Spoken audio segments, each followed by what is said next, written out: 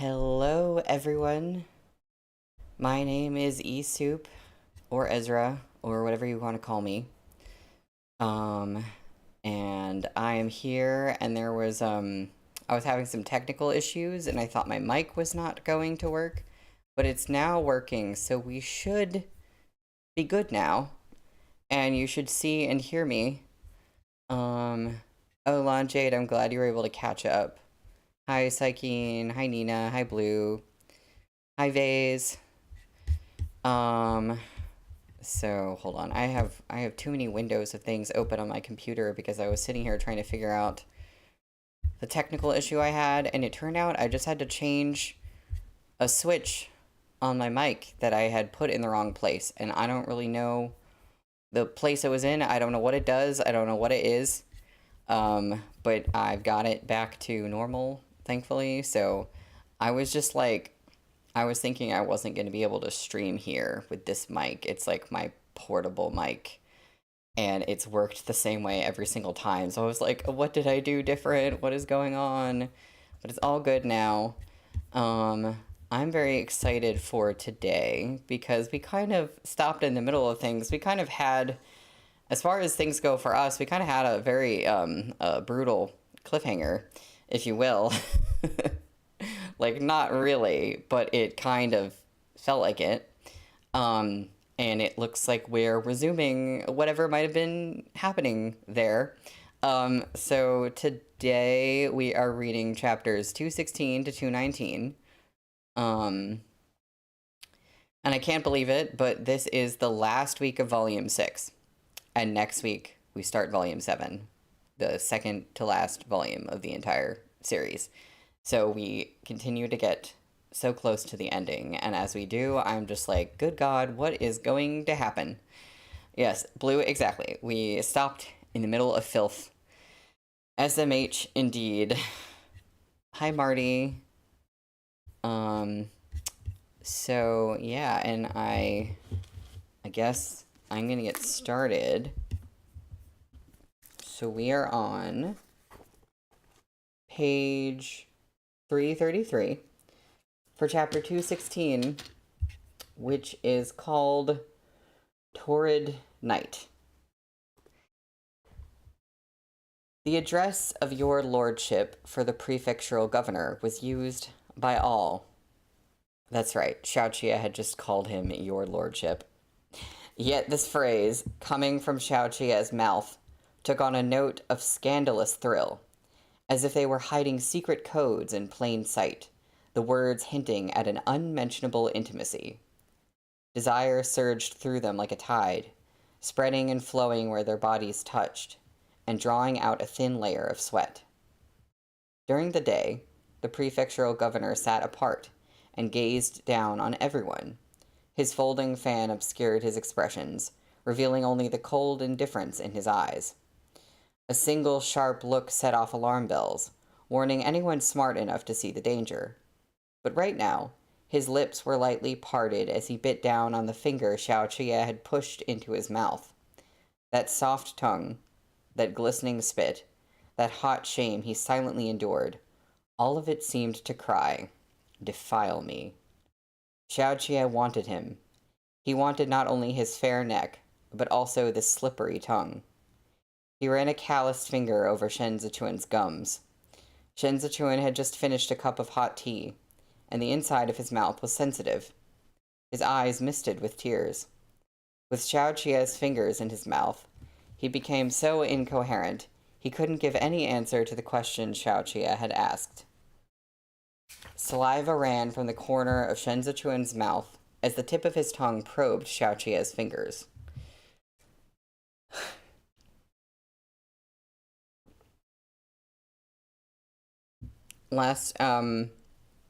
Oh, Blue, you wonder if we're getting more toxic yaoi, because last time we had a similar title, it was Split. That's right, it was a split chapter. We had a moment with Xiaoqie and Shen Zichuan, and we had a toxic yaoi moment. Oh dear, well, things to come, maybe. Eventually, they knelt facing the wall. Shen Zichuan leaning forward to escape the smothering compression of Xiaoqie's chest at his back. This position made him feel as though every thrust sank all the way to the hilt. He braced his palms against the wall, resting his forehead against it, as his tears flowed in earnest. But when he lowered his head, he exposed the nape of his neck, and Xiaoqie set his teeth to it. We drink to nape, especially biting napes. His loose robe crumpled beneath them. Kneeling like this, he left everything in Xiaoqie's hands. The tip of Xiaoqie's nose nuzzled feather-light along Shen Zichuan's nape. Do I have to do this? The word again. Like supplication, but also like coercion. His ravenous gaze lingered on Shen Zichuan's profile, where he saw the seductive temptation within the sloping corners of Shen Zichuan's tearful eyes. Shen Zichuan had no idea what danger the corners of his eyes were courting. Surely he wasn't to blame, for even as Xiaoqie sank his teeth in, Shen Zichuan's moans were exceedingly soft. But Xiaoqie was no less ferocious for this. He set Shen Zichuan's body adrift amid the raging waves. Xiaoqie's desperation crashed over Shen Zichuan, permitting him no space to struggle as the tempestuous sounds of their movements filled the room. Seeing Shen Zichuan's tears falling like beads, Xiaoqie leaned in to drop a kiss in the corner of one eye. Shen Zichuan sobbed harder at that kiss, his tears wetting the wrecked robe beneath them. He turned his gaze toward Xiaoqie, his voice trembling. It's all your fault. Xiaoqie bit down on the shell of Shen Zichuan's ear and whispered through his mouthful, my fault. His next thrust went so deep it left Shen Zichuan too breathless to make any sound at all. Shen Zichuan was drenched after taking Xiaoqie for several rounds, and so was his robe. Hi, Henry. Perfect time to arrive.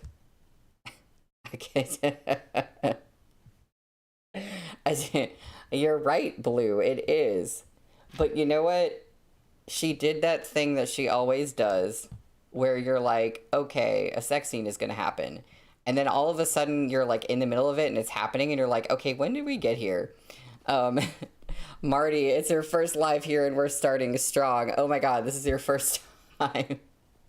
That's perfect. That's beautiful. Also, Henry, you said, I can't believe we get fingers and mouth in a Danmei. Now that I think of it, I can't remember other Danmei that I've read with that, but I'm surprised that this is like the first time. Xiaoqie pinned him to the rug, face down, and dipped to kiss him. Too exhausted to raise his head, Shen Zichuan lazily stuck out his tongue. Xiaoqie took it into his mouth and sucked on it, pressing Shen Zichuan down into the rug. The rug in this room was unlike the one in Suzhou. Rather than soft pile, it resembled a soft brush with fine bristles. Xiaoqie tore away Shen Zichuan's soaked robe, and the friction as the front of Shen Zichuan's bare body moved against the rug proved too much for him to bear. No, Shen Zichuan pled for mercy between his sobs. Xiao-Er, I can't. Holding him down, Xiaoqie captured that soft tongue again, so that all Shen Zichuan could do was cry. But how could Shen Zichuan withstand an onslaught like this? The chafing of the rug left his hips and legs limp, while the assault from behind remained breathtakingly intense. He was entirely consumed by Xiaoqie. Between each ragged, hectic breath, he couldn't get a clear word out. His face flushed red, and he made for a sorry sight as he murmured haltingly, Turn over, Sa'an. Hush. Xiaoqie pinned down Shen Zichuan's scrabbling hands. His entire chest pressed him flush to the fine fur of the rug. My wife will be back any minute. Oh, that's right. They were doing like a role play where Shen Zichuan like is the wife, but he's not the wife before this. Why is he still going on about this? Cheek partially buried, Shen Zichuan whimpered, You. Xiaoqie pressed the tip of his nose to Shen Zichuan's soaked temple, the sound of his rapid breathing lingering in his ear. The candle had long since gone out. The bright snow outside reflected onto the window paper, while the branches of the trees, weighed down by the snow, hung low. Shen Zichuan rubbed against the rug until it was sodden with sweat and tears, the heat and friction of the fur making him perspire even more. Xiaoqie was almost there. Grasping Shen Zichuan's hand in his own, he again buried his teeth in his neck. Veiled words, dim light, humid desperation. The intensity of their bodies entwined. Xiaoqie always had a way of making Shen Zichuan cry. Tears in his eyes, Shen Zichuan said with venom, I'm going to tell your wife. You... Sure. Xiaoqie let loose a muffled laugh. Go ahead and tell him. Tell him you get wet at the very sight of me. Shen Zichuan couldn't hold out any longer. Xiaoqie was driving into him so hard it was making him tremble. Shen Zichuan clutched at the rug with white fingertips, nearing his climax. The snow on the branch outside shook and fell, followed by a few caws of a night-flying crow. Xiaoqie grasped Shen Zichuan's jaw and kissed him hard, and Shen Zichuan came apart completely, spilling his release over the rug. Boys, indeed. Henry, happy Pride, everyone. Oh, goodness. And there is a scene break. See, now I'm wondering about what you said, Blue. I think it was you, Blue, about how there's going to be toxic yaoi in this chapter, too. Yeah, the poor people who will have to clean that rug. You know it's not going to be them. Oh, dear. Yep, sacrifices were made, indeed. The next few days were bright and sunny. Spring set the air sparkling as the third month approached, and the snow began to melt in Duanzhou. Gu Jin and Wu Ziyu cleared the roads and reported on the public ditches that ought to be repaired. As Shen Zichuan was needed in Duanzhou for the foreseeable future, Yao Wenyu left Suzhou and came to him. His mobility was limited, so the carriage traveled slowly on the way over. Kongling and Yu Xiaozai met him in Duanzhou, and all three arrived together. Fei Sheng received them outside the city gates. After escorting the gentlemen inside, he followed Qiao Tianya back out to take an inventory of the supplies they had brought from Suzhou.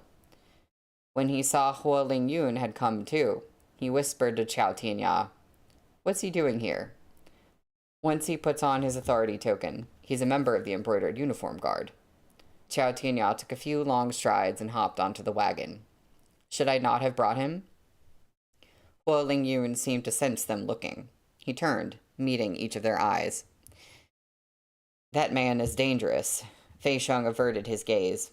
Duanzhou isn't like Suzhou. Who's going to take responsibility if he pulls something? I will. Qiao Tianya squatted and fished out his pipe. He lit it, then cast a glance at Fei Sheng. Don't be too smart for your own good, trying to play mind games with our master. Fei Sheng was none too pleased.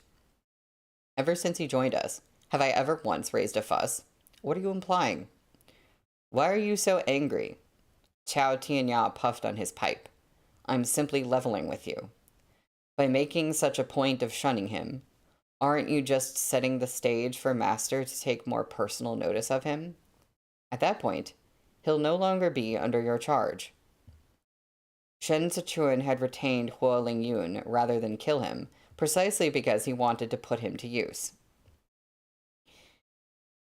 If Fei Sheng kept Huo Lingyun idle indefinitely, then, just as Qiao Tianya said, once Shen Zichuan grew impatient, he would shuffle the board, and Huo Lingyun would no longer answer to Fei Sheng.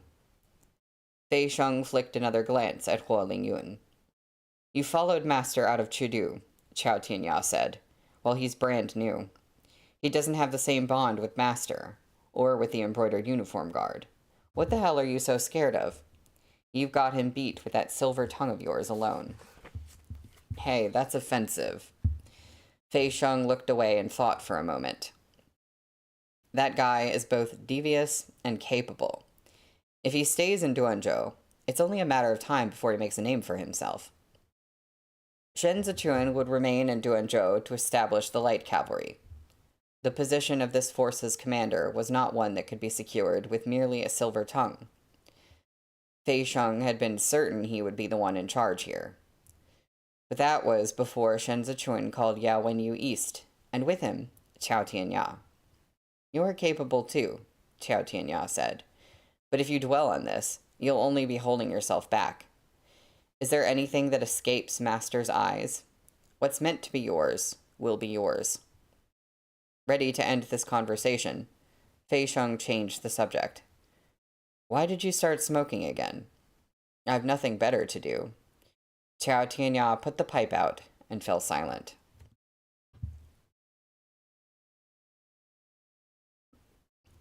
Shen Zichuan turned his folding fan over and tapped it gently on the table. He had just changed out his earring.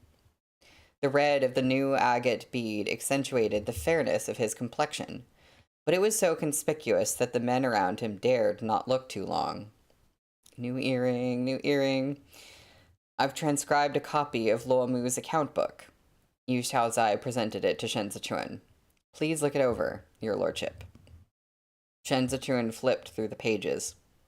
"The spring plowing is just around the corner. Pick someone suitable to go to Chazhou and assist Luo Mu in his administrative duties. He's only one man, after all. We can't put too great a burden on him." What he meant, of course, was that it was time to break Luo Mu's monopoly on power in Chazhou. They should select someone who could keep him in check. "I do have a candidate in mind," Kongling put in. "When I went down to Dongzhou on your lordship's orders, I encountered an old acquaintance of Arye." "An old acquaintance of Su'an?" Shen Zichuan closed the book and thought for a moment, but no one came to mind. What acquaintance did Xiaoqia have in Dongzhou? "Oh, this guy with the name. Does your lordship remember Wang Xian?" Kongling asked. "He was once the secretary of the Ministry of Revenue in Chudu.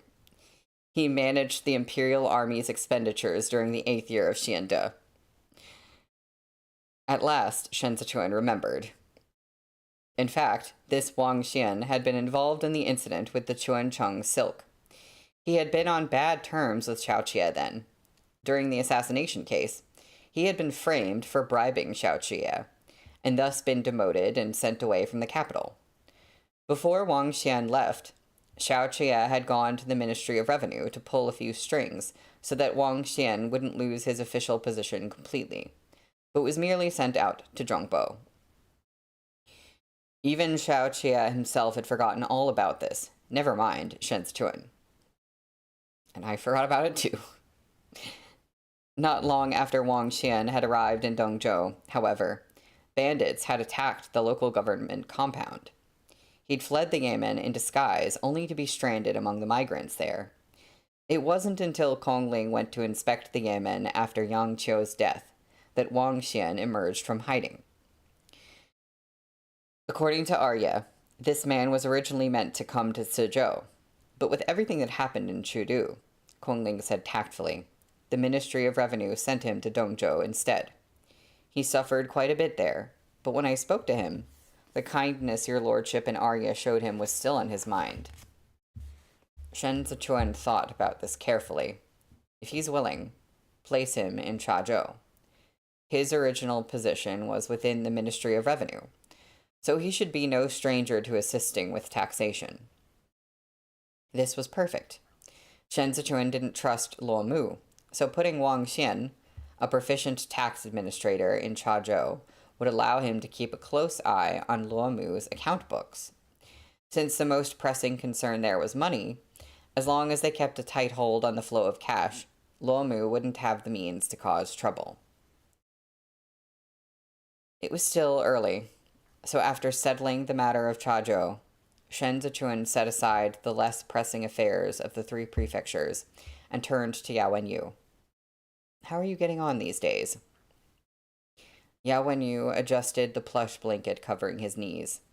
Thank you for your lordship's concern. I've been fine. Although there's a road connecting Tizhou to Duanzhou, it's still a long journey.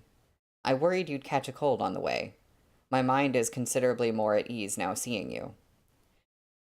Yao Wenyu waited for Shen Zichuan to finish these pleasantries, then said, Actually, I brought news from Tizhou for your lordship. After a moment's pause, he continued, There was a rumor in Dancheng a few days ago. They say Pan Lin and Pan Yi have been dismissed from their posts and handed over to the Court of Judicial Review and the Ministry of Justice to await prosecution. Shen Zichuan's eyes flitted up to meet Yao Wenyu's. So soon? 3 members of the Pan clan of Dancheng, Pan Xiangjie, Pan Lin, and Pan Yi, were major ministers at court. What was more, they were recently connected to the Fei clan of Chuancheng through marriage. They wielded considerable influence among what remained of the noble clans. If the Empress Dowager wished to retain her hold on power, she must have the Pan clan's full dedication to her cause. Pan Lin's dismissal as vice minister of the Ministry of Revenue would be an enormous loss for the Empress Dowager. The moment Liang Cuishan and Xue Xiuzhuo arrived in Dancheng, they set about auditing the records of farmlands, Yao Wenyu said. They didn't refer to the original records Pan Yi submitted, but assigned someone to go out and personally survey the land. Pan Yi had thought that with Pan Xiangjie and the Helian Marquis as guarantors, and with the assistance of Liang Cuishan, who owed Pan Lin a debt of gratitude, they would pass the audits, or at the very least manage to delay until the end of spring. They hadn't expected that Liang Cuishan would be there of his own volition to do a proper audit. In the meantime, Kongling said, picking up the story, someone submitted a memorial impeaching Xue Xiuzhuo and demanding the Xue clan city of Chuancheng's accounts be checked first. Kong Qiu overruled it. Sorry, I look up and I see... Henry, you said, I saw the title translated from Russian the other day, and it just said dirt residue. I know there was a really funny title when I was on the site for the audio drama, and it was auto-translating Chinese to English. I can't remember how it translated the title of Remnants of Filth, but it was also really good. I love dirt residue. Of course I lost my place. Oh yeah, Kong Qiu overruled it. Shen Zichuan's fan paused in its tapping. His brows slowly drew together in a frown. It's not been a year since the riots at the Imperial College. Kong Qiu and Sen Yu were both publicly denounced in essays back then. They were at daggers drawn with Xue Xiuzhuo. How are they so quickly? There's more, said Yao Wenyu. The grain levy's intendant of Jueshi has been imprisoned over something to do with the Chuancheng accounts. Border tariffs, they're saying. The Chief Surveillance Bureau is impeaching him now. Even the Hua clan's Di Cheng is feeling the repercussions. Yao Wenyu, having been born of a noble clan, had more insight than the others regarding the thread connecting these incidents. The grain levy's intendant of Jueshi technically ought to have nothing to do with the Helian Marquis Chuancheng, but the Chief Surveillance Bureau impeached them in the same breath. The Helian Marquis of Chuancheng has close ties to the Hua clan, Shen Zichuan said. But on the surface, he doesn't concern himself with the Chuancheng accounts. If Sen Yu is impeaching even the Helian Marquis, they must have leverage against him. He caressed the edge of his fan with his fingertips and thought it over. Something's not right about this. Where is Yan Heru? Call him over. There must be some reason Kong Qiu was suddenly willing to bury the hatchet with Xue Xiuzhuo. Shen Zichuan's sight was obstructed by the walls that ringed Chudu. Yet he had to know what Chudu was doing at all times. If Pan Lin truly fell from grace over this, then not only would the noble clan suffer a setback, the Empress Dowager would be left isolated in the struggle for power in the capital. The instant Yan Haru's butt touched the bench, he began rambling. Oh man, these last few days have been sucking the life out of me. Your lordship, if you hadn't called for me, that Wu Ziyu would never have let me set a foot outside. Qidong's military provisions haven't been fully delivered yet. I was so anxious, and you know my temper. I was about ready to explode. This city is so run down. Can I have a cushion or something? This seat's killing my ass. Yan Haru's voice trailed off under Shen Zichuan's hard gaze. He shifted uneasily. It's bribery, of course, Yan Haru continued in a small voice. What leverage could the Hulian Marquis have but money? He's a marquis with a sinecure. He's got practically no obligations. To smooth the way for his son's future, he goes all over the city giving gifts. That Liang Cuishan is in Dancheng now, no? The Hulian Marquis must be out of his mind. He asked the grain levy's intendant of Jueshi to gift Liang Cuishan a bag of gold. Isn't that playing right into the enemy's hands? Even I know Liang Cuishan isn't an easy man to bribe. He's cut from the same cloth as Jiang Qingshan. Now look what happened. One little bag of gold from the Hulian Marquis screwed over their whole little clique. Bribery? Yao and Yu echoed, looking over at Chen Zichuan. Pan Lin would only have assigned Liang Cuishan to the case because he trusted him. Why would the Hulian Marquis make the redundant move of bribing him with gold? He's stupid. Duh. Tapping his teacup lid, Yan Haru recalled how Fei Sheng had pressed his head down before. Remembering this grudge, he added, The men of the Fei clan are all fools. Not much brain in those heads.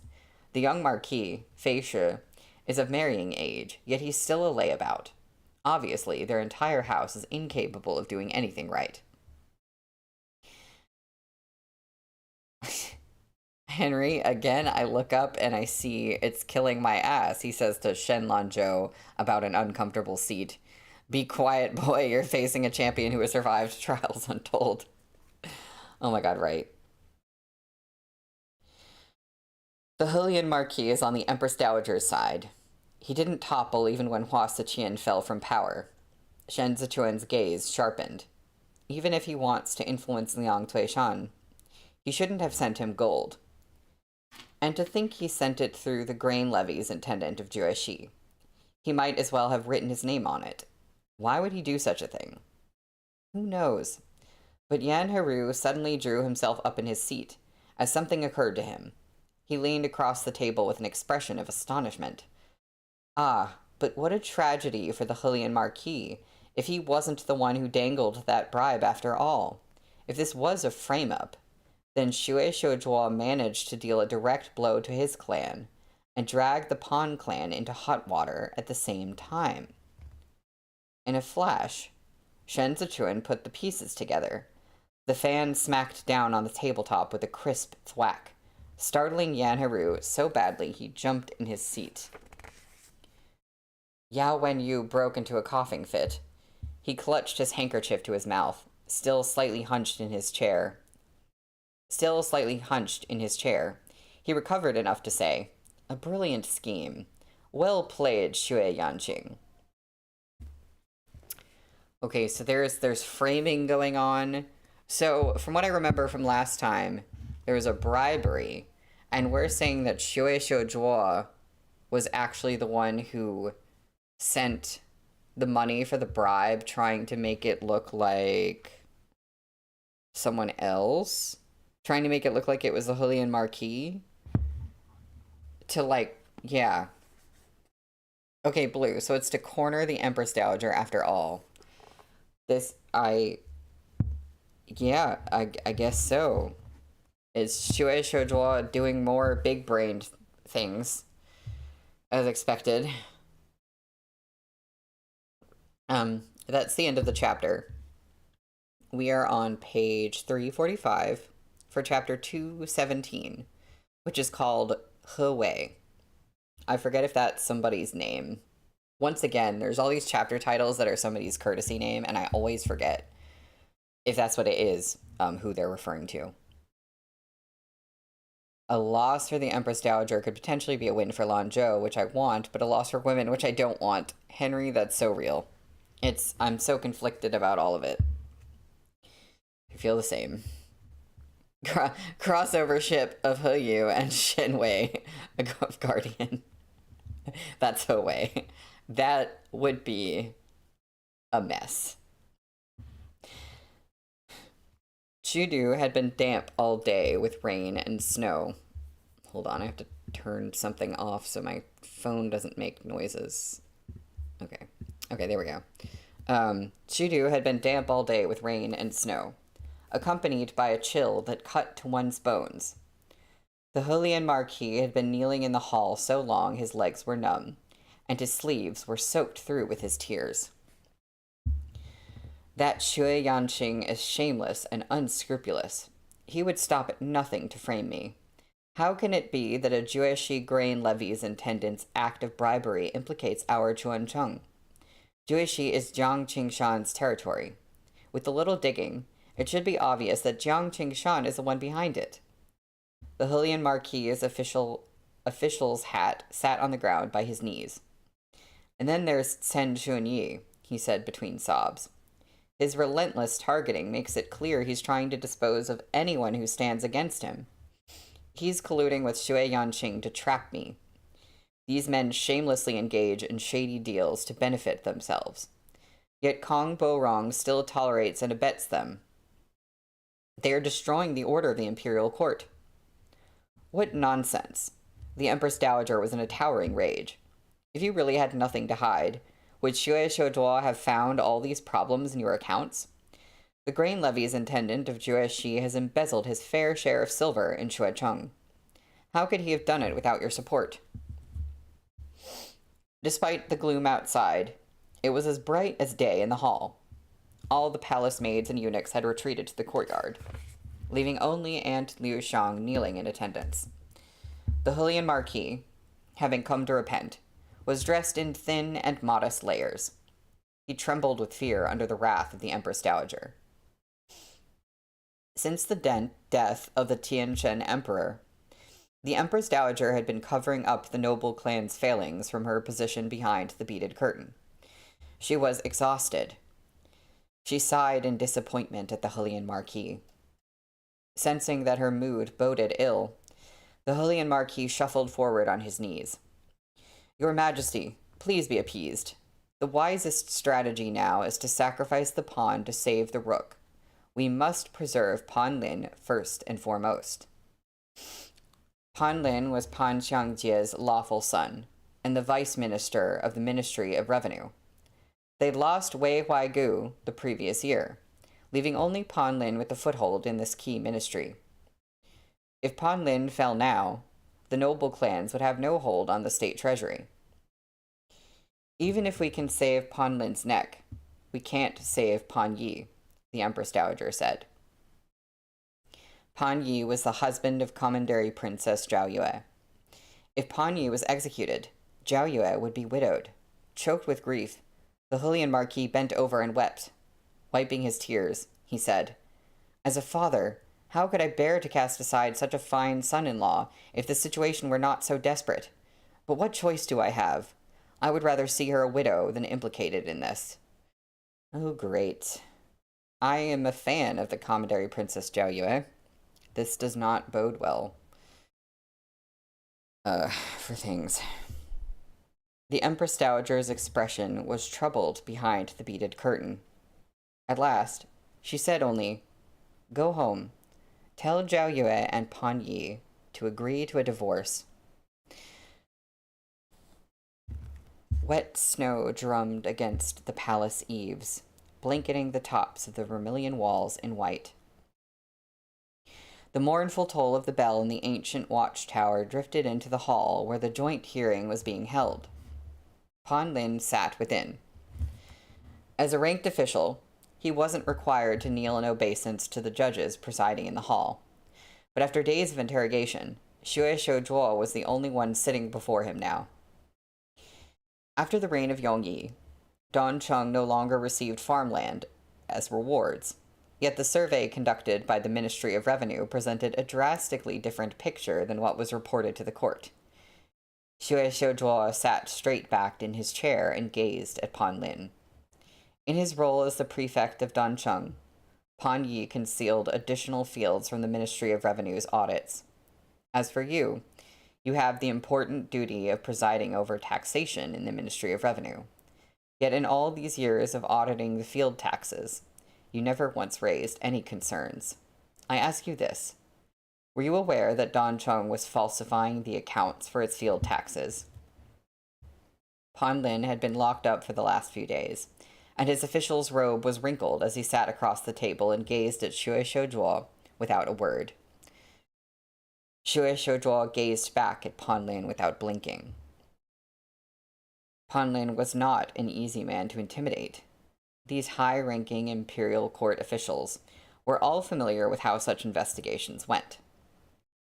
Those who were smart would maintain their silence when questioned by the Court of Judicial Review and Ministry of Justice. The presiding officials were all proficient in the art of interrogation. Any attempt at verbal sparring only made it easier to slip and give them leverage. Pan Lin was a smart man, and he kept his silence in the face of all of Xue Xiuzhuo's questions. If the case reached an impasse here, it would give the remaining 7 cities time to clean up their accounts and dispose of all evidence of their sordid deeds before Xue Xiuzhuo turned the investigation on them. Xue Xiuzhuo had lain in wait for many years, biding his time, before this opportunity came along. He couldn't let Pan Lin slip from his grasp. Henry, you said, if we have one woman alive and well at the end of this, I'm taking that as a W. Yeah. Agreed. Pan Xiangjie's position remains untouched. Xue Xiuzhuo laced his fingers together. Her Majesty has commended him as a great supporting minister who assists in the governance of the state. He is expected to be transferred out of the Ministry of Works after the spring's imperial examinations.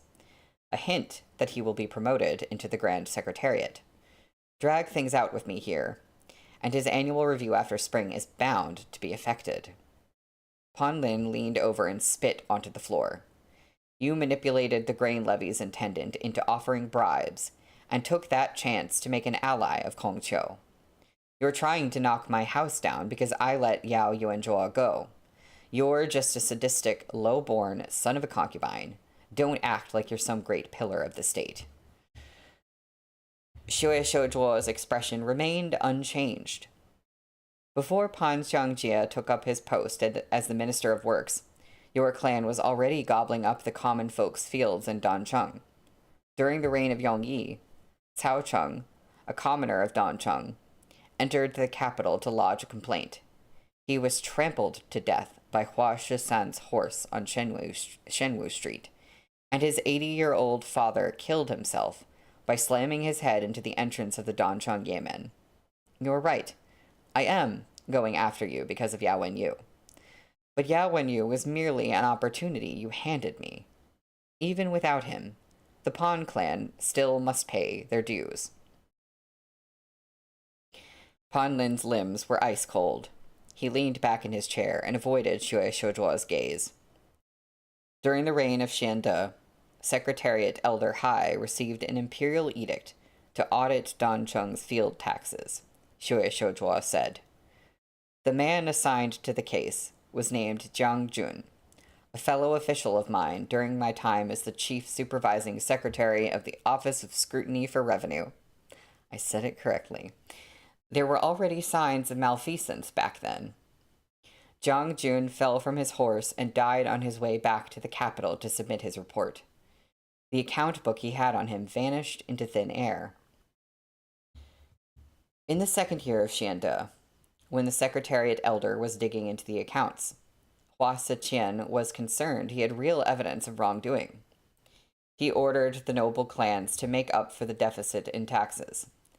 You people were unwilling to cough up the money from your own private coffers, so you encroached on even more land in the 8 cities in order to make up the required sum. That same year, 7 households in Dancheng consumed poison and committed suicide.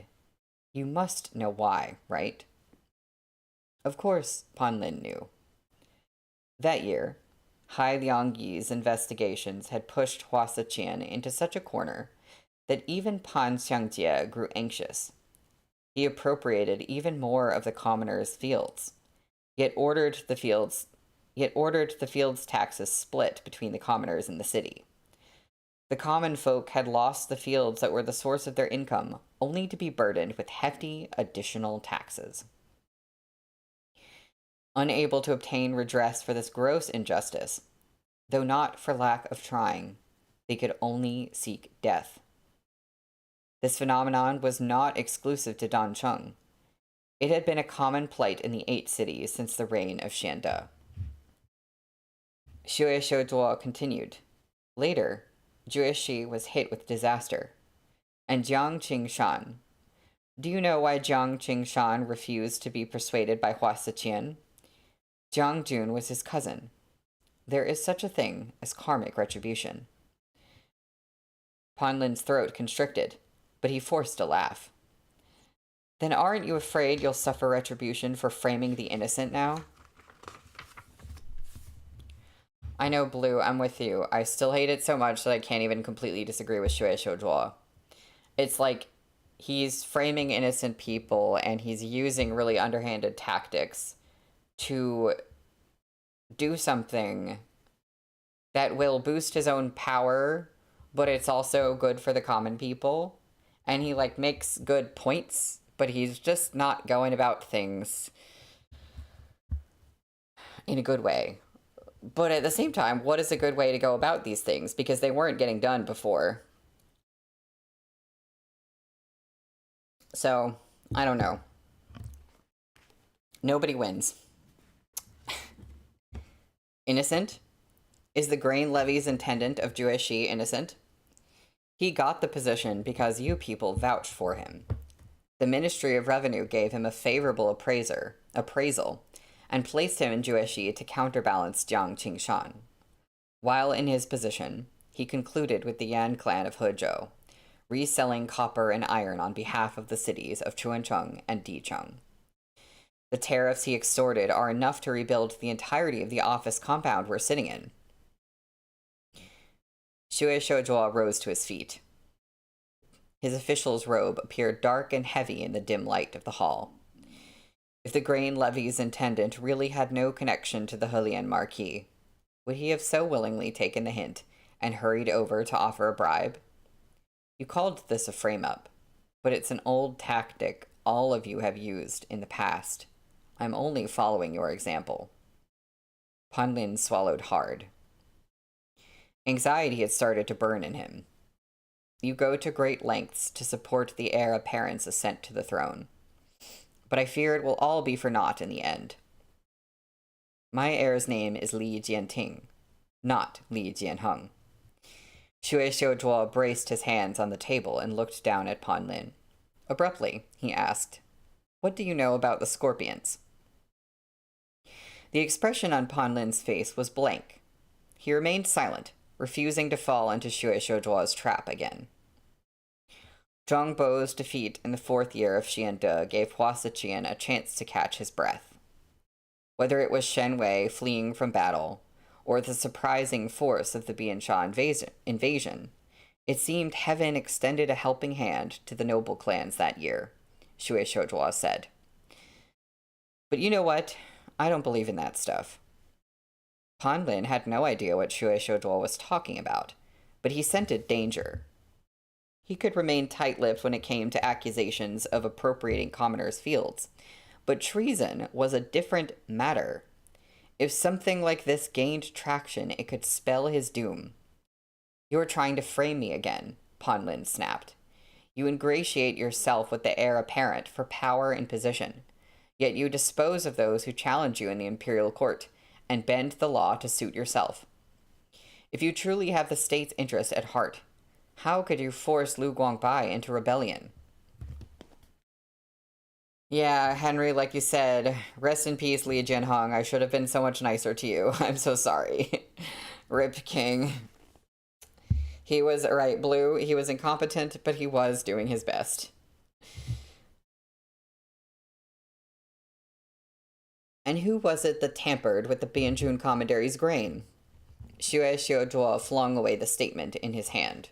Who was it that embezzled nearly half of Qidong's military provisions?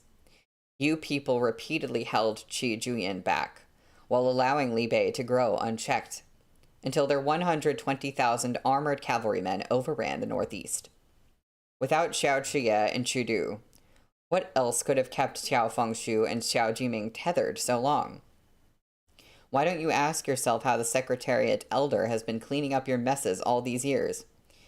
The Empress Dowager has seized control of the court, yet even now, she is unwilling to compromise the interests of the noble clans to make up for the shortfall in Qidong's military funds. Xue Xiuzhuo's chest heaved. He turned aside and spoke again in a calmer voice. I'm indeed disposing of all those who stand against me. He looked at Panlin once again. I plan to pull up you parasites by the roots, along with those scorpions. Meanwhile, Panlin is like, what scorpions? What are you talking about? There's a scene break. Yao Wenyu had caught a chill from his long-distance journey. Of course he did. He fell sick on his first night in Duanzhou. Yuanzhuo's health was fragile, and even the most minor cold could quickly devolve into serious illness. Shen Zichuan sent the physician to remain on standby in the courtyard. Xiao Qie was finishing their meal as Shen Zichuan rose and prepared to look in on him. Wait, let's go together. I'll pay him a visit, too. The two donned their cloaks and set off with Fei Sheng following at a tactful distance. Xiao Qie held the umbrella as they walked to Yao and Yu's courtyard together. Seeing that it was empty under the eaves, Shen Zichuan addressed the maidservant and came over to receive them. Why aren't all of you inside waiting on him? The maidservant bowed in greeting and answered in a hushed tone. My lord doesn't like anyone to wait on him at night. Wonder why that is. Taking Shen Zichuan's hand, Xiao Qie motioned for the maidservant to withdraw. He gave the umbrella a shake to rid it of snow. Yuanzhuo has his pride. I don't see Qiao Tianya. Shen Zichuan glanced around, then looked back at the door before them. Let's knock. Blue, don't say that. Blue, don't. No.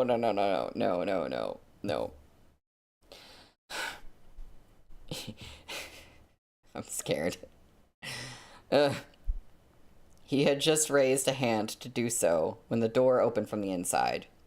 Oh, and I was thinking, like, what if Yao Wenyu doesn't like people waiting on him at night, like, including Qiao Tianya now?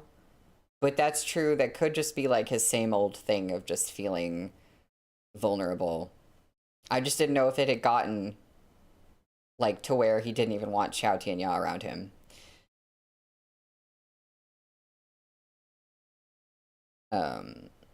He had just raised a hand to do so when the door opened from the inside. Qiao Tianya appeared in his day robe. He bowed slightly in greeting, and stepped aside to make way for them. Yuanzhuo. He has yet to retire for the night.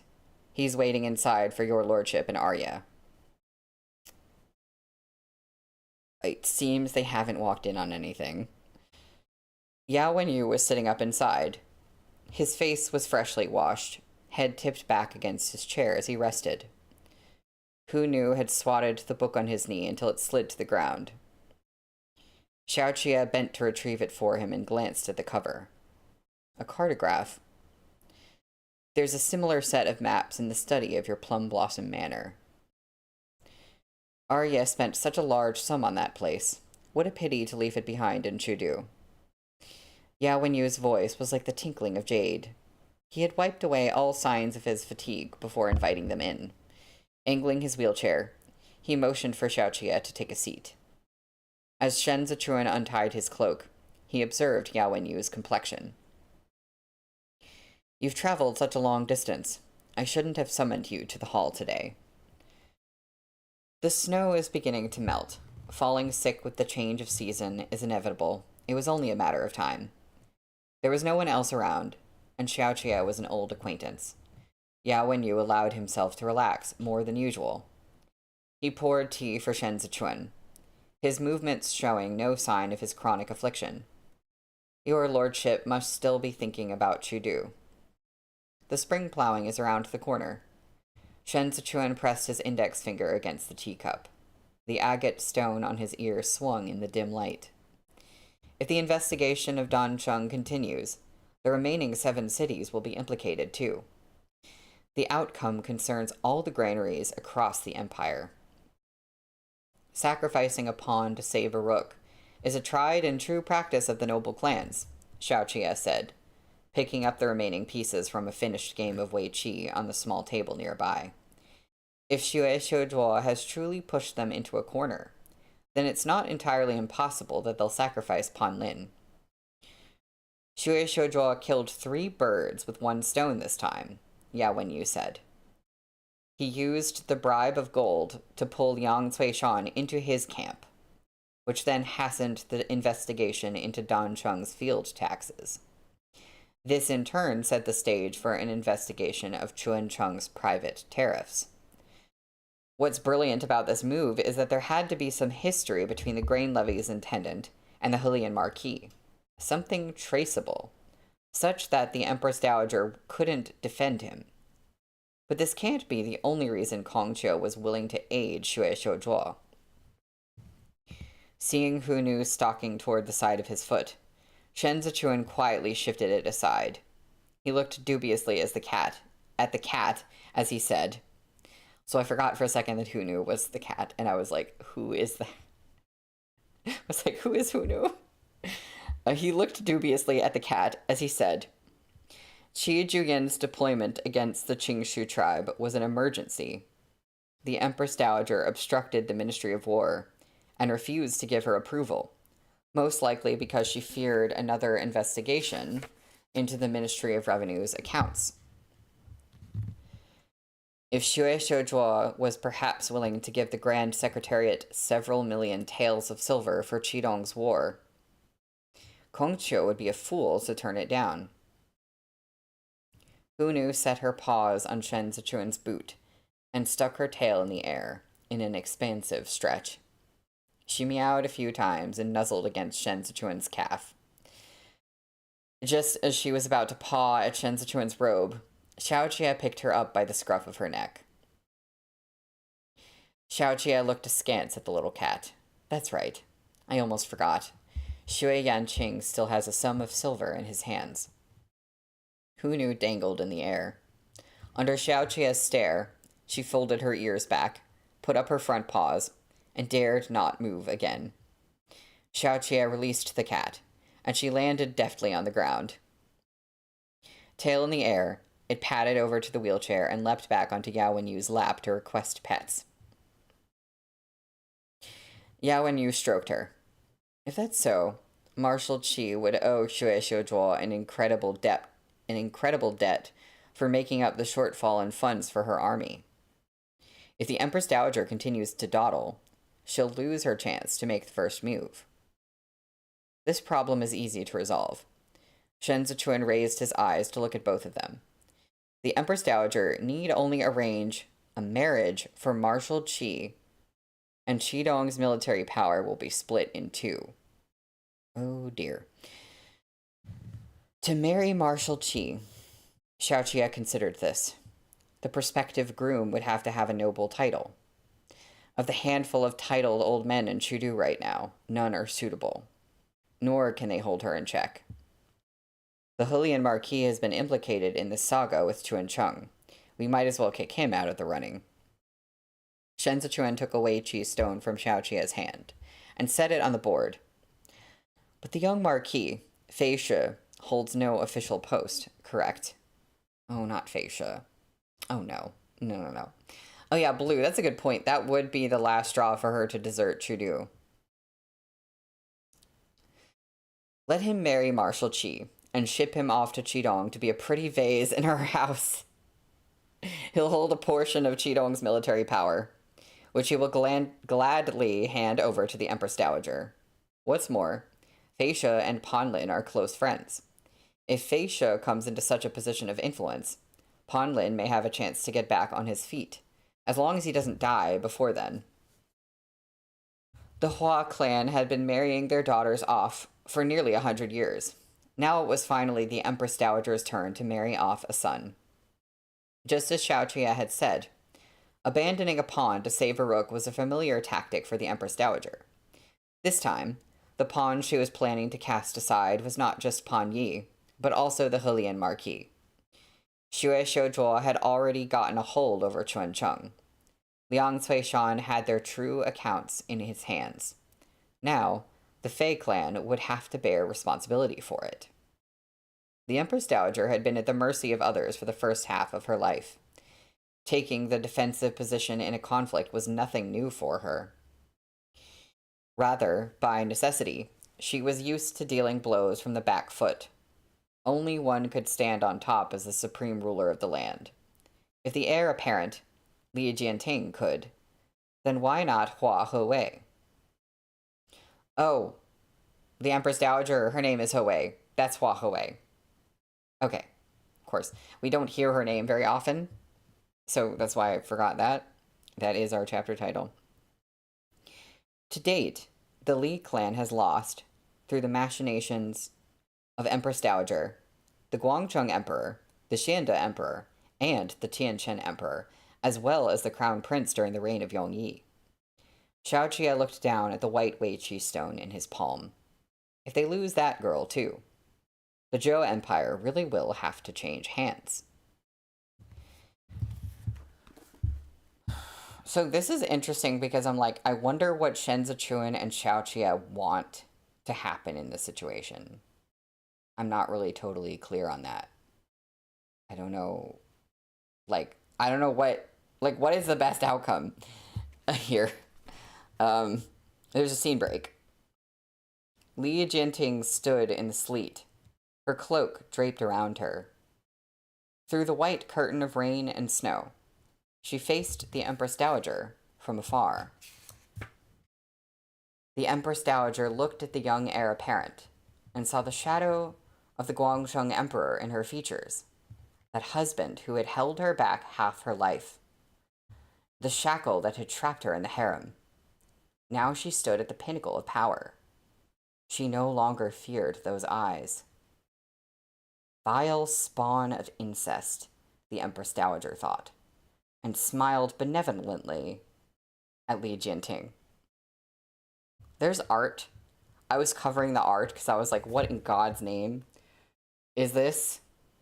It's not her. She's not smiling benevolently in the art. I will say that.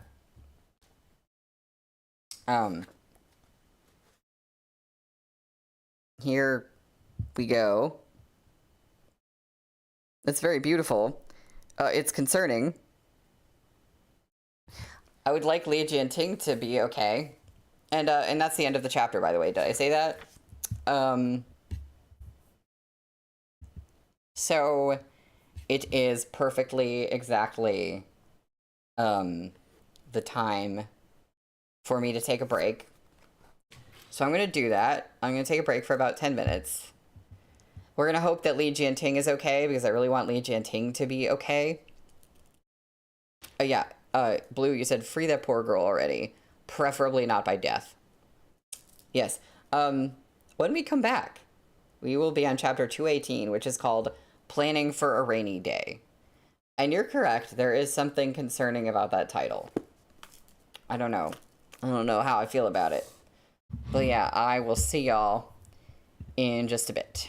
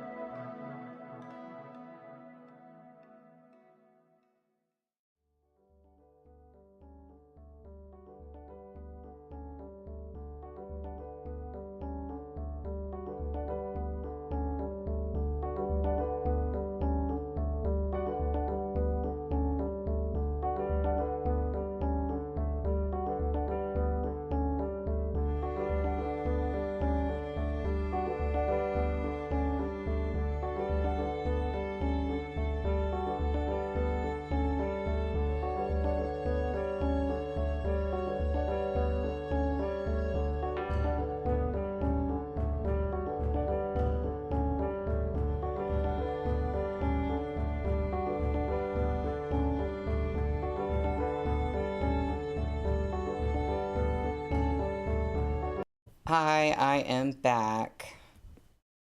We are back. Oh no, Lanjade, the music is making you sleepy. I'm sorry.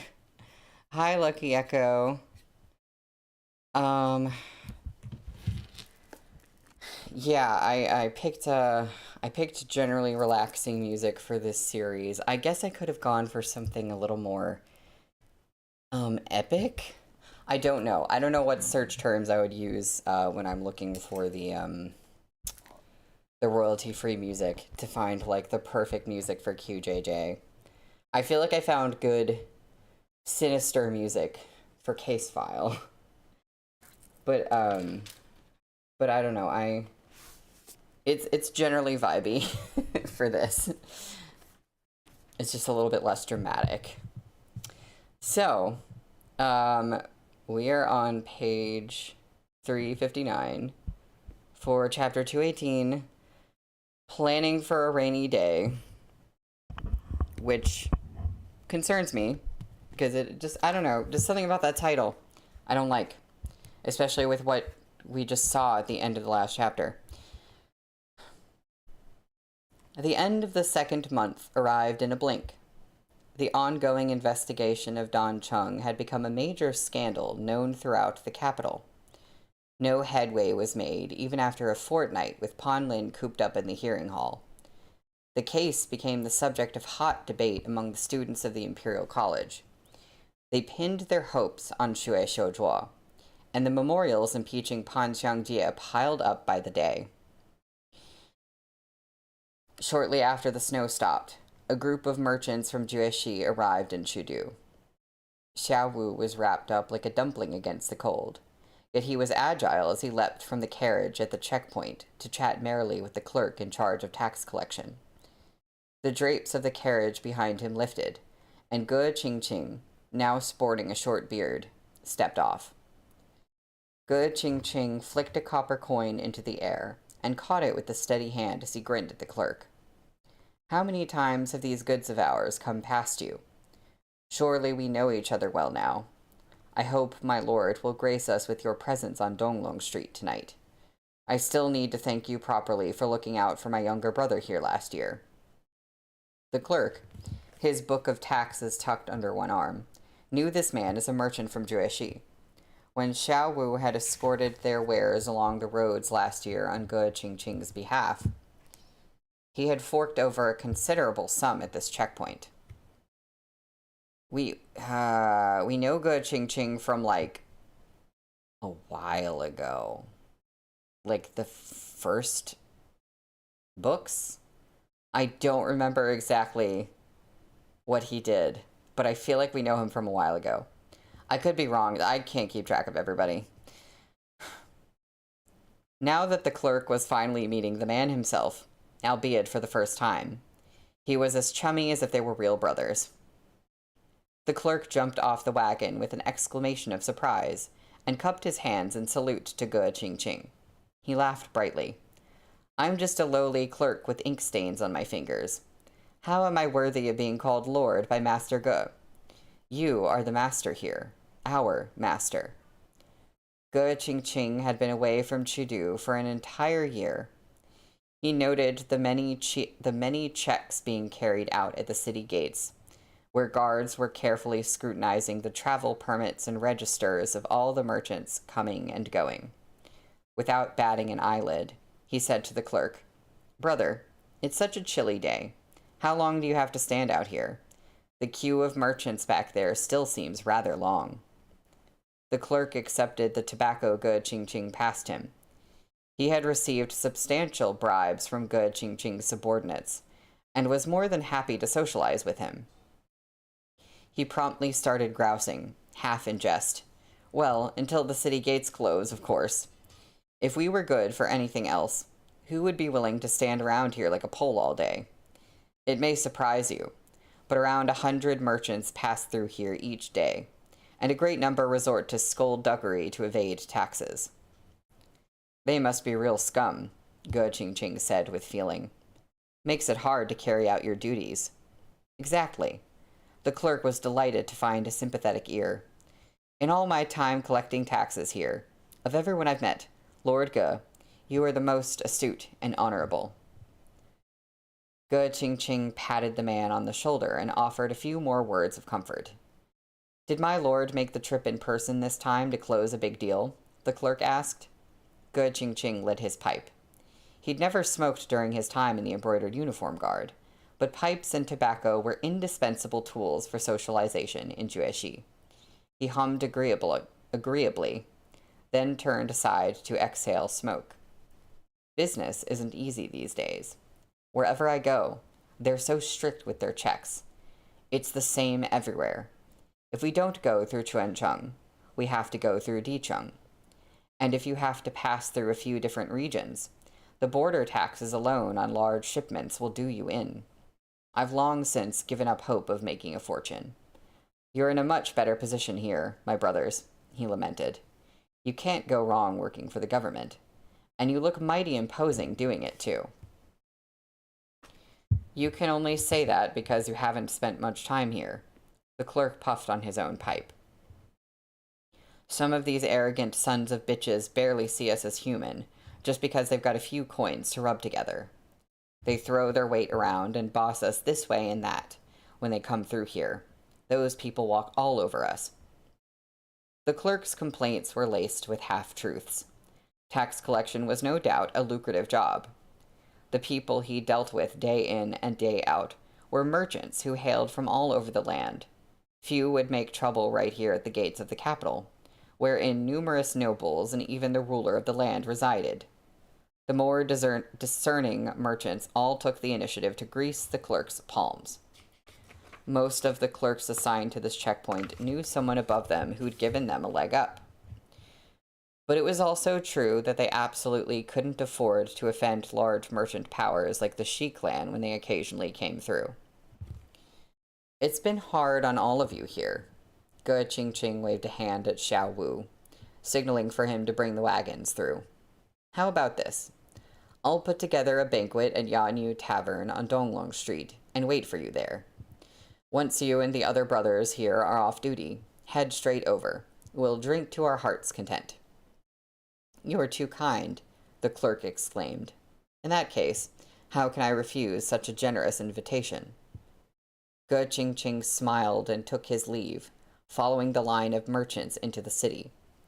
Xiao Wu led the horse around and asked, Qingge, why are you treating them? They're all rats, and greedy ones at that. Master said to go fishing. Ge Qingqing tossed the copper coin he'd been playing with to Xiao Wu. How can we hook a fish without bait? The tariffs at the city gate checkpoints were overseen by the Chudu tax office, which fell directly under the supervision of the Ministry of Revenue. The clerks were lowly and relied on their backers higher in the ranks to vouch for them. I almost said hackers. That does not make sense here. The backers. They might skim a little off the top, but they had to be careful not to go overboard. For instance, the large shipment of goods Ge Qingqing had transported last year had resulted in several thousand in private taxes. The clerks didn't dare swallow it all up themselves. They embezzled a small fraction of it and handed the majority of the sum to the old men at the top. Ge Qingqing had returned to the capital on Shen Zichuan's orders to fish for the identities of these higher-ups. Okay, that's why he's here. Yes, Blue, you're correct. Edward wants us to go back to case file. Let's go. Ge Qingqing patted Xiao Wu on the back and gazed at the fresh dusting of snow atop the glazed tiles. We'll get our old manor back first.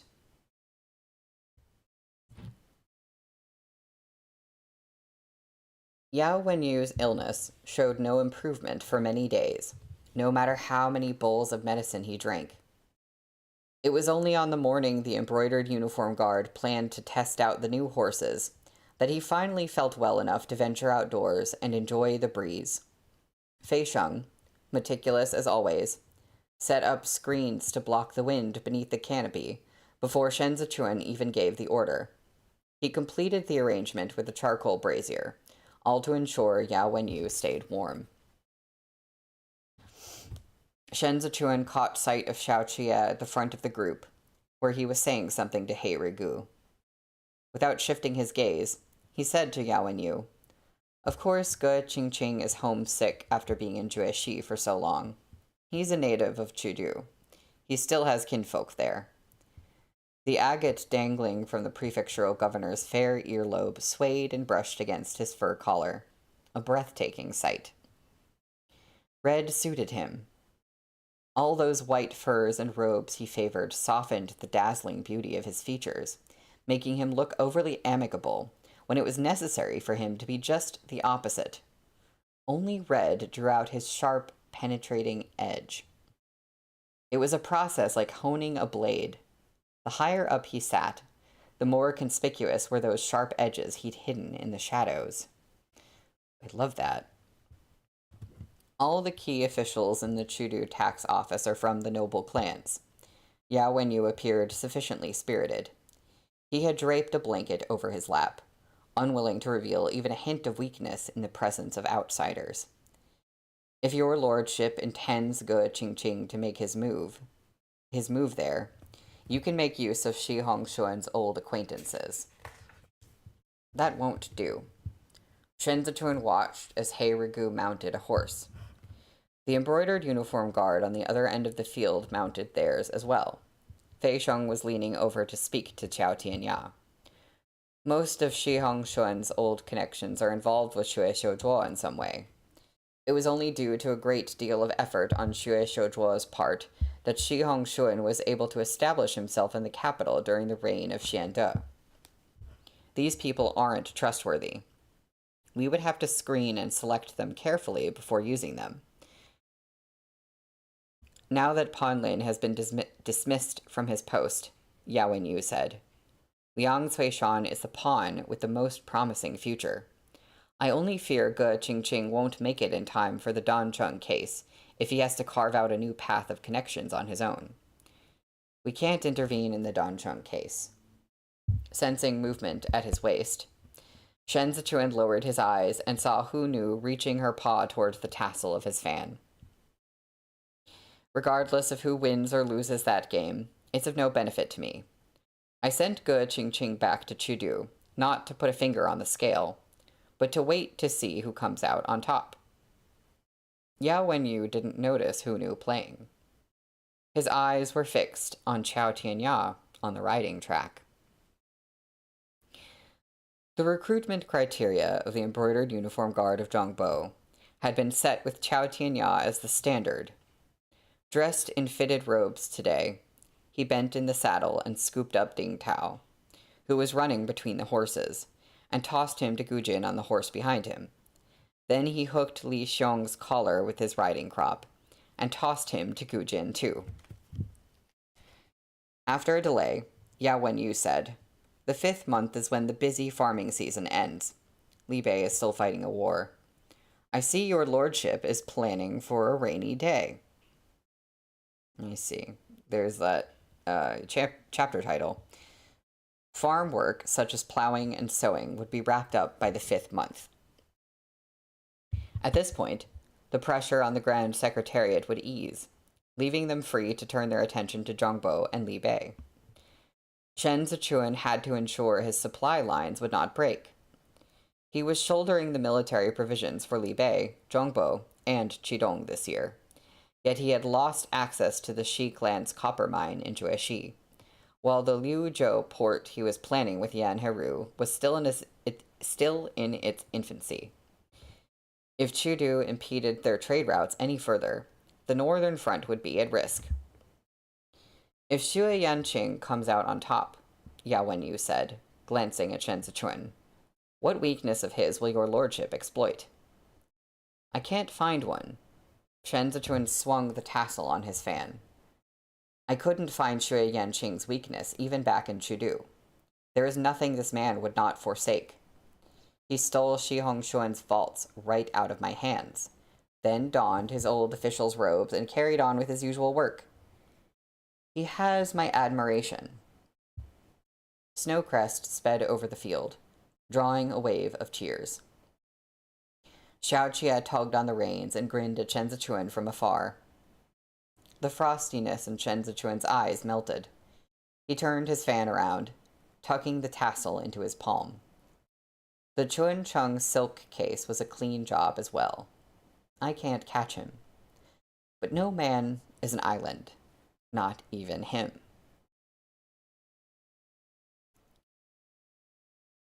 Xue Xiuyi pressed the handkerchief against his nose as he blew.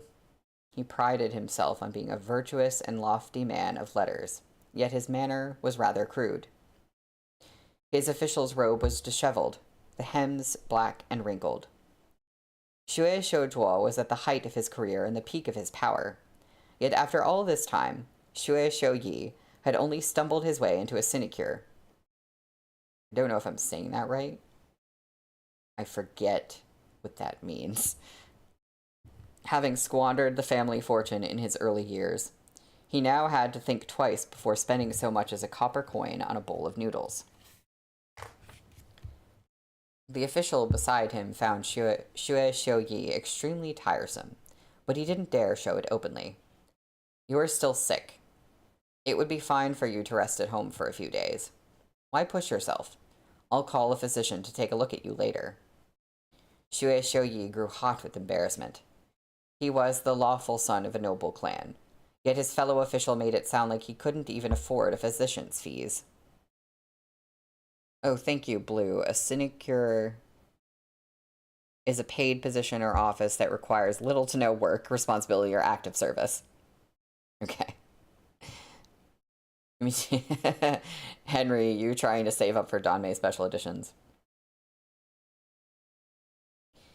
He crumpled the handkerchief and said, raising his voice, I have an in-house physician to attend me. When have we ever lacked a physician at home? I've just been so busy with my official duties I haven't thought of it. I'll call for him to take a look when I return later. His fellow officials all knew he was only pretending to lead an extravagant life. In fact, he was so poor he fought with his wife over it all day long. Yeah, no. Dream job except for that part, I guess. All his maidservants and other domestic help had been sold off. His colleagues mumbled a few vague words of agreement and left him alone. It was getting dark, and the officials were leaving the office compound one after another. Xue Xiuyi sat on a cold bench facing the stove, attempting to dry his wet boots, until a draft blew the candle out. He had grown up in the lap of luxury. There had always been maidservants, young and old, to accompany him, even when he slept. He feared the dark. As soon as the candle was snuffed out, he hastily stood and hurried outside. Several of his fellow officials were standing in the courtyard smoking their pipes and making plans to go drinking later. Xue Xiuyi reached the door just in time to hear one official say in a hushed tone, Isn't it obvious? I've long heard the Xue clan treated their common-born sons harshly, and this eldest son of the family was the worst offender. But back during the Yongyi years, the old master of the Xue clan let Lord Yanqing join the school precisely because their eldest boy really wasn't cut out for it. I heard Mr. Changzong called the oldest son a hopeless case. He said he was beyond teaching. Xue Xiuyi's heart went cold. This was a man who cared very much about his reputation. He promptly shrank back behind the door and endured the shame as he eavesdropped. That's why Xue Yanqing is reluctant to promote him, someone else added. Look, he had him placed in a yemen with practically nothing to do. The monthly salary he brings home is less than the beggars outside. It might have worked out if their clan had a noble title to inherit like the Fei clan. Too bad they don't. The other men Xue Yanqing recommended for office are all scholars from the Hanlin Academy without any political affiliation. Most of these people are successful candidates from the highest level of the imperial examinations. They're all virtuous talents. Compared to them, how is the eldest Xue supposed to get promoted? He doesn't know his head from a hole in the ground. I asked him to sort out the old court cases recently, and he somehow transcribed 8 words wrong on a single sheet of paper. They put their heads together and snickered. Xue Xiuyi's hands trembled. He gripped his wet robe, overtaken by the urge to charge out and rage at these despicable men mocking him behind his back. But he wasn't the man he used to be. Without the Xue clan's honor and glory, he had to rely on this meager salary to get by. He didn't dare shoot his mouth off the way he had when he'd humiliated Pan Lin back at Xiao Chige's feast. Who the hell does Xue Yanqing think he is? Xue Xiuyi turned and spat onto the ground of his office. Contemptible, common-born son of a concubine. Is he gonna do something to Xue Xiuzhuo? That would be interesting. Because it wouldn't really be for, like, a deserved reason in this case. But that might be a thing. Yes, there we have it. A weakness. Blue, you are right. That might be someone that they can use to go against Xue Xiuzhuo. Yeah. Oh my goodness. Okay. So that's the end of the chapter. I believe we have just one more chapter today. Yes. We are on page 369 for chapter 219, which is called Grand Prize. Snowcrest was invincible in the riding arena. The horse was the unofficial but undisputed king of the Hongyan Mountains. Even when pitted against Biancha ponies, those that could rival Snowcrest were few and far between. After riding a few laps for the joy of it, Xiaoqie dismounted to drink the last of the tea in Chen Zichuan's cup. The warmth of the governor's lips still lingered on the rim. It's not every day we're all out here like this. Xiaoqie set down the cup and wiped his hands with a warm handkerchief. Why not offer a reward and let them have some fun? In fact, I do have a reward in mind. Shen Zichuan turned to the maidservant. Tell the riders I have a big reward for them if they win the race. Xiaoqie sat, his long legs taking up so much space that Shen Zichuan's were almost crowded out. We drink to long legs. What's the reward? Shen Zichuan smiled, but didn't answer. The handful of men on the field had all stopped. Tantai Hu laughed. This is too unfair to us Zhongbo men. The generals of Li Bei were all adept in the art of horsemanship, but the guards from Zhongbo were not. As far as the prize was concerned, Gu Jin or Wu Ziyu could be expected to take it home. There was no suspense at all to this race. Fei Sheng leaned over to Chao Tianya. Maybe you should give it a try. Tugging on his reins, Chao Tianya finished greeting Gu Jin behind him and answered. You represent the prefectural governor. Aren't you ashamed to surrender without a fight? Taozi, come over here and do a lap with your Fei Sheng Guga. Ding Tao came over leading his horse. Don't be afraid. Jin Ge never outran me back in Li Bei. I'll block him for you. You just focus on Wu Ziyu. I'm not afraid. Fei Sheng saw Chao Tianya edging away and hurried to add, but you can't back out either. We brothers have to work as one. Chao Tianya pointed toward the rear of the group with his riding crop. Fei Sheng turned and spotted Huo Lingyun atop a horse. The last part of the track is narrow, Chao Tianya said. Don't get tied up with Wu Ziyu there. Just shut your eyes to everything else and spur your horse ahead. There's plenty of people behind you to help block the others. By this, he meant he'd hold Huo Lingyun back and give Fei Sheng an opportunity to be the center of attention. For a moment, Fei Sheng didn't know what to feel. He cupped his fists and saluted Chao Tianya. You're a real brother. Yao and Yu couldn't hear their conversation, but as he watched Chao Tianya backing away, he understood what they meant to do. Taking up the teacup again, Xiaoqie looked at the track and said pointedly, That Chao Tianya is far too polite. The race was a spur-of-the-moment affair, proposed as a bit of fun, but that didn't mean the embroidered uniform guard could afford to disgrace themselves. The Li Bei armored cavalry and the Zhongbo garrison troops were both present, yet Chao Tianya had handed this opportunity to Fei Sheng. The second master was implying Chao Tianya lacked the necessary spirit. Cradling Hu Nu in his arms, Yao Wenyu looked at Chao Tianya and said nothing. Shen Zichuan eased his folding fan open slightly and closed it again. He maintained his silence, looking as if he had everything in hand. Xiao Sheng! Yin Chang swung a leg over the fence and sat atop it as he let loose a barrel-chested shout at Fei Sheng. Run fast! You better run fast. This old man will take you drinking if you win. Yin Chang was still hollering when Gu Jin's horse shot forward like the wind. The old man ate a mouthful of dust, so anxious he nearly bolted to his feet. Yes, Blue, why do I hear ominous music? Meat Bun, what have you done to me? Is it, and Henry, you're right, is it Meat Bun's fault, or is it just a media literacy thing? Who knows? Blue, you say both? Yeah. I don't know, things sounded a little weird. I don't even know what it means exactly, but I also have that ominous feeling. Gu Jin and Wu Ziyu worked hand in glove to obstruct Fei Sheng's path. Fei Sheng had been half a step too slow at the start. He couldn't overtake them. Behind him, Ding Tao spurred his horse past Fei Sheng, coming up along Gu Jin's outer flank. He pressed so close Gu Jin had no choice but to slow down, allowing Wu Ziyu to gallop ahead. Jinge, you hid a tail of silver in your old boots, right? They're soaked through. Before I set off, the auntie outside our manor asked me what you'd be paying her back for the wine you drank on credit. So embarrassing. Ding Tao spoke with increasing gusto.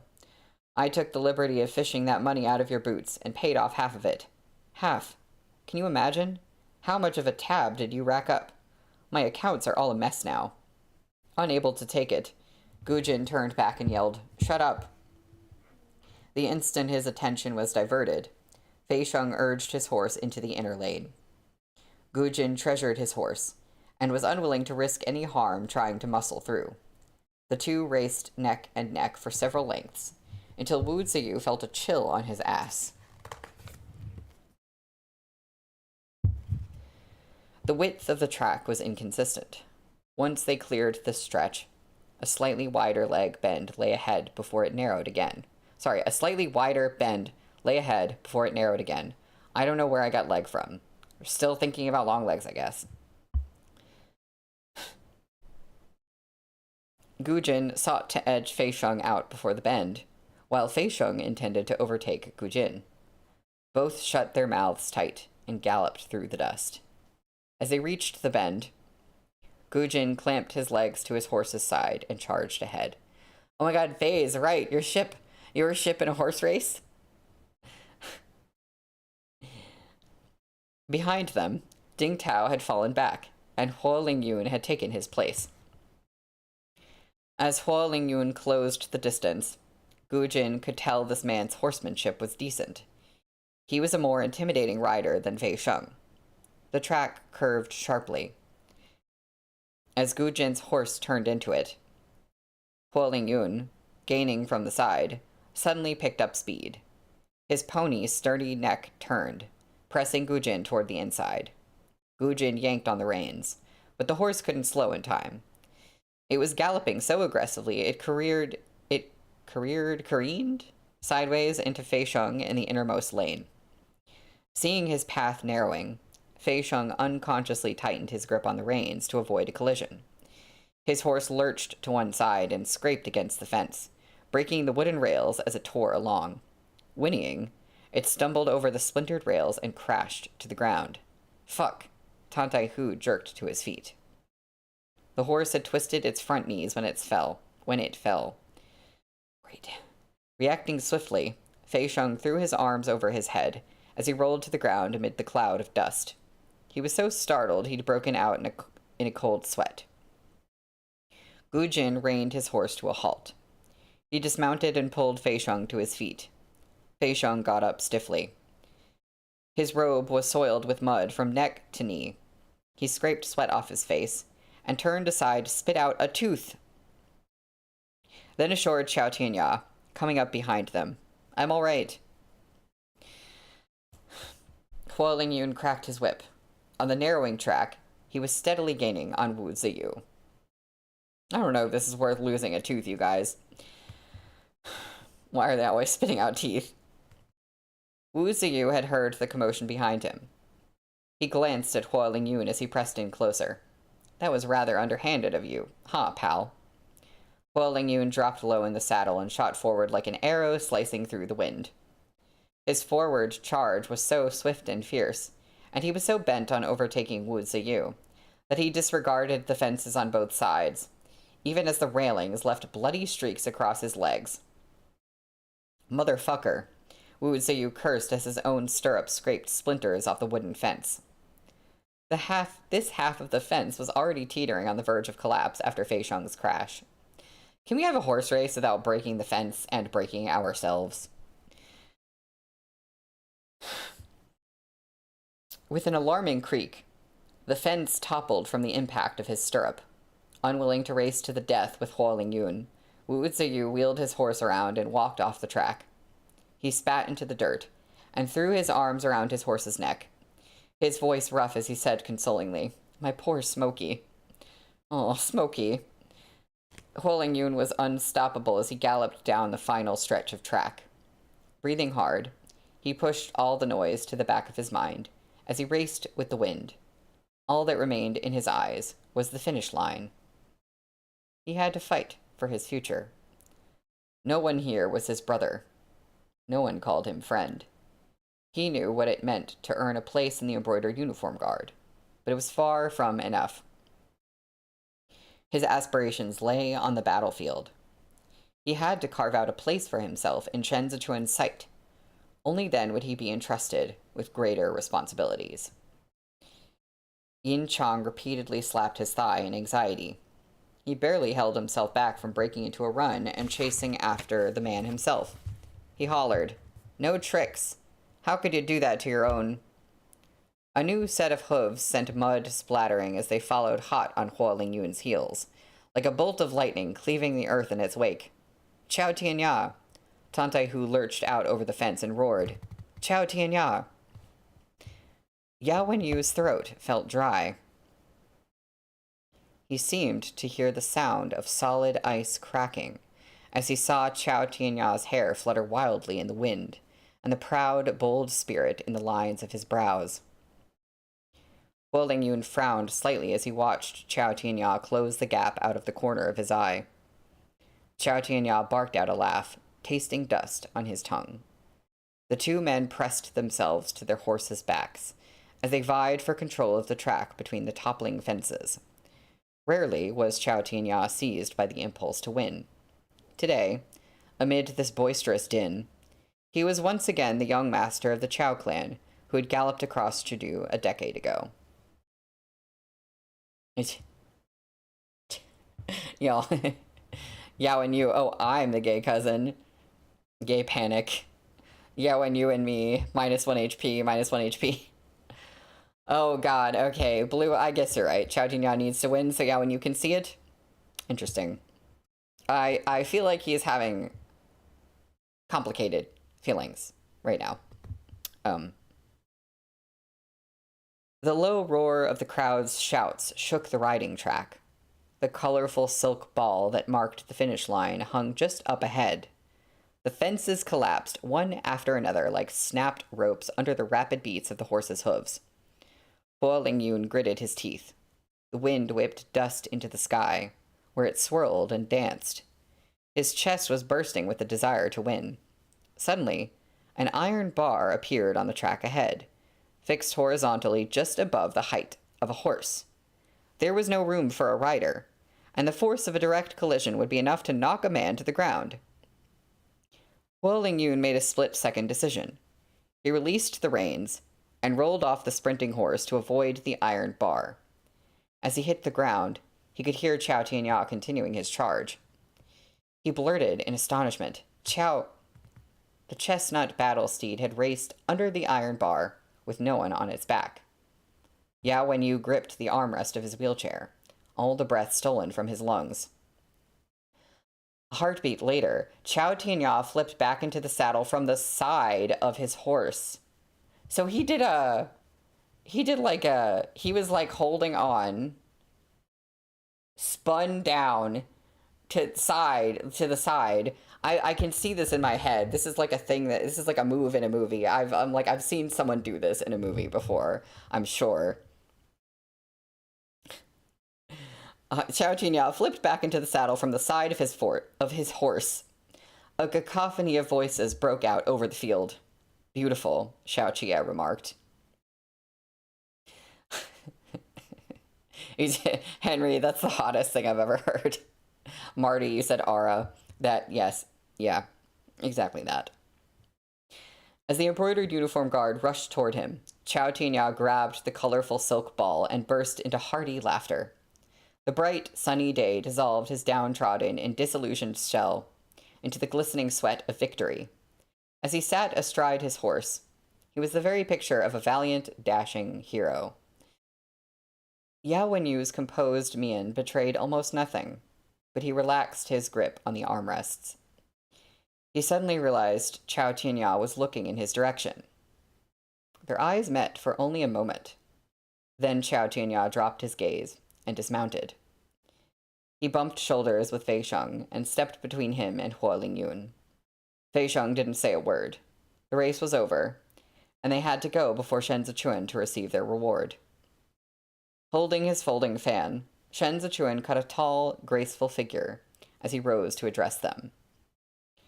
Since I've said it's a big reward, naturally money or material goods would be too thoughtless a prize. The position of commander of the Duanzhou embroidered uniform cavalry has sat empty until now. He paused. Today, this position is awarded to Qiao Tianya. Sure enough. Knee to the ground, Fei Sheng hung his head in dejection. They were surrounded by people here. He couldn't pull a long face in front of his master. But his disappointment was real. Only with difficulty did he steady himself to maintain his stoic expression. Fei Sheng will assume the post of the cavalry's vice commander. Same goes for Huo Lingyun. The Zhongbo Embroidered Uniform Guard is hereafter renamed the Embroidered Uniform Cavalry. Your unit will retain the authority to report directly to me on urgent matters, and you will not be subordinate to the Duanzhou garrison troops. The tassel of Shen Zichuan's fan swayed in the breeze. You belong to me, Shen Lanzhou. A private cavalry. Tan Tai Hu and Gu Jin exchanged glances of mild astonishment.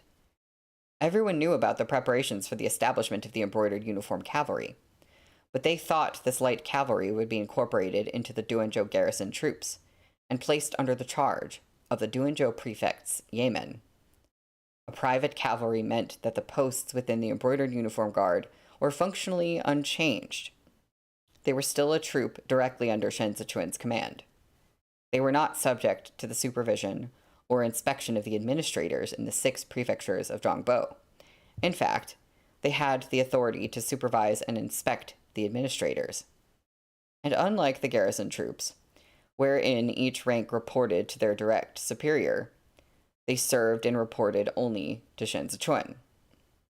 Xiaoqia poured from the teapot and drank another cup of hot tea.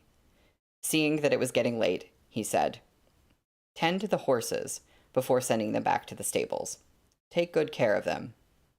Fei Sheng immediately got to his feet and organized the clearing away of the screens and charcoal brazier, while Shen Zichuan and Xiaoqia took their leave. Yao Wenyu bent to take Hu Nu into his arms. When he straightened, Qiao Tianya was standing before him. He blocked Huo Lingyun's path and pointed toward where Fei Sheng was working. "Once you're all done cleaning up here, wait in the main courtyard for your orders." Sensing the tense atmosphere, Huo Lingyun gave an indifferent nod and stepped around Qiao Tianya to help.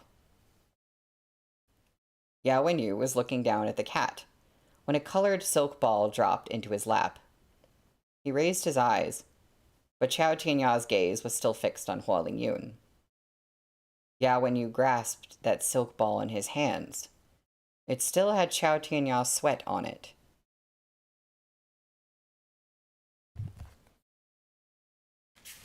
That's the end of the chapter. There's art.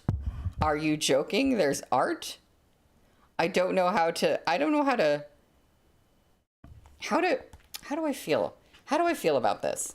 How do I also for Qiao Tianya to have this position, what does this mean about his caretaking of Yao Wenyu? Does that mean he can't do it anymore? I'm a little bit unsure. I'm wondering if Yao Wenyu feels kind of like unstable, but like, look at this. Look at this. What is this?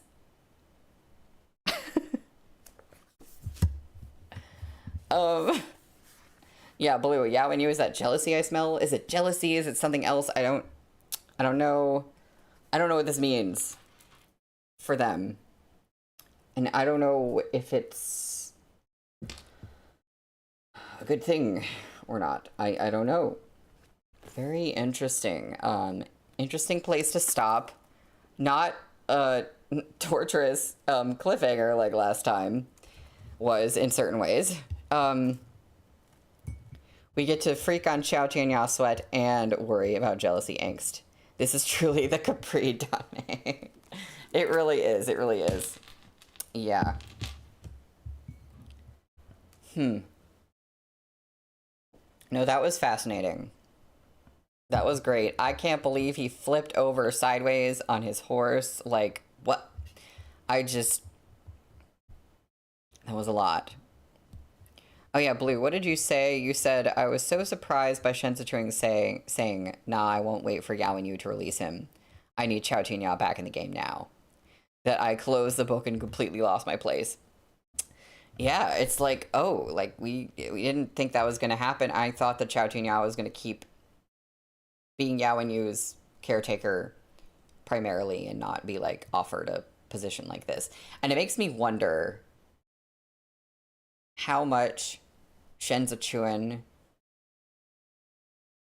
like, did he predict the outcome of this race?